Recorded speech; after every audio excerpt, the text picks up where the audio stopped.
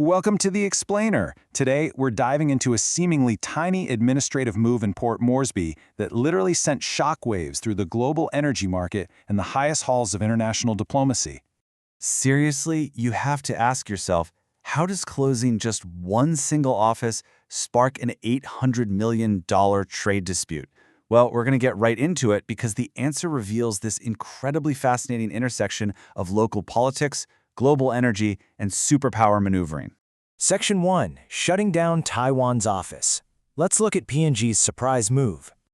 So, here's what happened. The Marape Raso government suddenly ordered the immediate shutdown of the Chinese Taipei Economic Office. Now, keep in mind, this office had effectively been functioning as Taiwan's de facto embassy in Papua New Guinea. Why did this?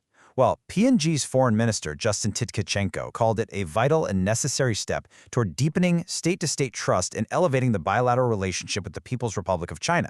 Basically, it was a highly deliberate administrative action meant to double down on PNG's commitment to the One China policy.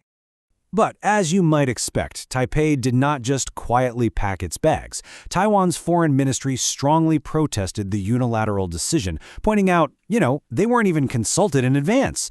In a pretty bold act of defiance, Taiwan simply refused to leave. They actually vowed that their personnel would just continue operating normally in Port Moresby to safeguard their national rights and interests. Which brings us to Section 2. The One China policy, and the geopolitical context behind all of this. To really understand the friction here, we have to look at the underlying competing claims. Under the One China policy context, China claims Taiwan as part of its territory. Meanwhile, Taiwan's government firmly rejects Beijing's sovereignty claim, stating that only the island's people can decide their future.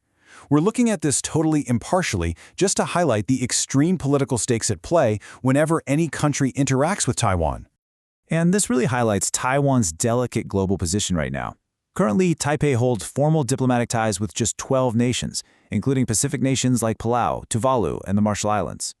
Now, while PNG didn't have formal ties with Taiwan, maintaining a representative trade office there was absolutely vital for Taipei's informal diplomatic network. In this global tug-of-war, every single outpost matters. Section 3. Taiwan retaliates with LNG, the energy strike. So how did Taiwan respond? They stepped right out of the diplomatic arena and struck where it undeniably hurts, the energy sector. $800 million. That is the massive value of the 500,000 metric tons of spot liquefied natural gas, or LNG, purchases from PNG that Taiwan suspended every 6 months. In one single move, they ripped out a huge chunk of spot market demand from Port Moresby. Talk about a heavy counterpunch. But here's where it gets really interesting, because Taiwan made a brilliant economic distinction to protect itself while punishing PNG. Notice the difference here. They suspended spot cargoes, those flexible short-term purchases used when demand spikes, but they deliberately left their long-term contracts completely untouched.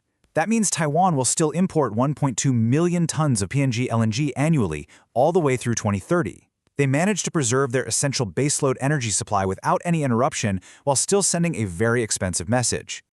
So that leads us to Section 4. Is PNG's economy safe? Let's look at the impact on their LNG exports. With nearly $1 billion in purchases just evaporating, you'd probably assume Port Moresby is in a full-blown panic, right? Well, not exactly. PNG's Petroleum Minister Jimmy Maladina calmly pointed out that spot cargoes are routinely traded between buyers depending on demand, so they do not expect any material impact on PNG LNG production or export volumes. Why so calm? Because global energy supply is incredibly tight right now. PNG operates in a highly liquid seller's market. So those canceled spot cargoes, they can easily just be redirected to other hungry buyers across Asia. Still, to put that into perspective, Taiwan has historically been a massive customer for them. They've been purchasing roughly a third of Papua New Guinea's total LNG exports. And considering LNG generates about half of PNG's total export earnings, losing that one-third slice, even in a seller's market, is definitely no small change.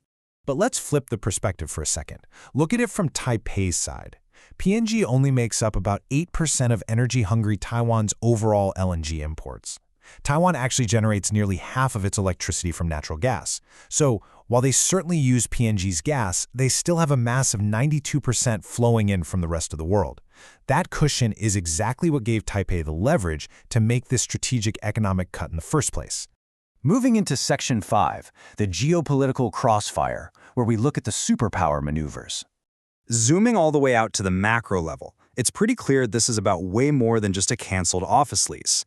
The superpower reactions perfectly map out the divide here.